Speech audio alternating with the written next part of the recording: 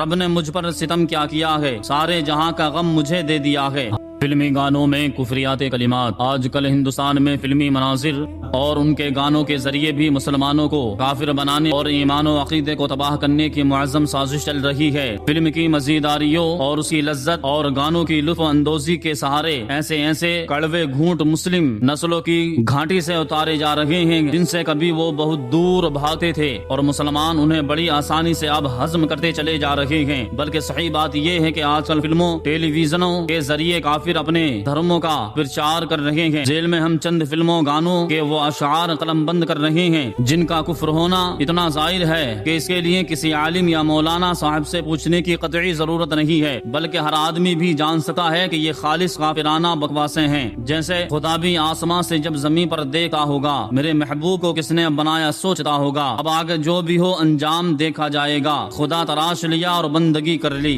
رب نے مجھ پر ستم کیا ہے، سارے جہاں کا غم مجھے دے دیا ہے۔ ان گانوں کا جائزہ لیجئے اور دیکھیے اللہ جل شانہ کے بارے میں یہ عقیدہ رکھنا کہ وہ آسمان سے جب دیکھا ہوگا، حالانکہ مسلمانوں کا عقیدہ ہے کہ اللہ رب العزت ہر شے کو ہمیشہ سے دیکھا ہے اور ہمیشہ دیکھے گا۔ خدا تعالیٰ کے بارے میں یہ بکواس کہ میرے محبوب کے بنانے والے کے بارے میں وہ سوچتا ہوگا، حالانکہ ہر شے کا بنانے والا صرف خدا تعالیٰ ہی ہے، اور اس پروردگار عالم کے بارے میں یہ بکنا وہ سوچتا ہوگا حالانکہ اس کا علم سوچنے سے پاک ہے، یہ سب کھلے کفر ہیں۔ اس طرح دوسرے گانے میں خدا تراش لیا اور بندگی کر لی کتنا بڑا کفر ہے، اسلام سے مذاق اور قرآن کریم سے ٹھٹا کیا گیا ہے، جس کے کفر صریح ہونے میں جاہل مسلمان کو بھی شک نہیں ہے۔ تیسرے گانے میں پروردگار عالم کو ستمگر بتانا، اس سے شکوہ کرنا اور اس کی ناشکری کرنا کہ اس نے سارے جہان کا غم مجھے دے دیا ہے، یہ سب وہ کفریات ہیں جو کتنے مسلمانوں سے بلوا کر کہلوا کر گانوں کے ذریعے ان کے ایمان خراب کر دیے ہیں اور اسلامی حدود سے باہر لا کر کھڑا کر دیا ہے۔ اللہ رب العزت سے دعا ہے اللہ ہم سب کو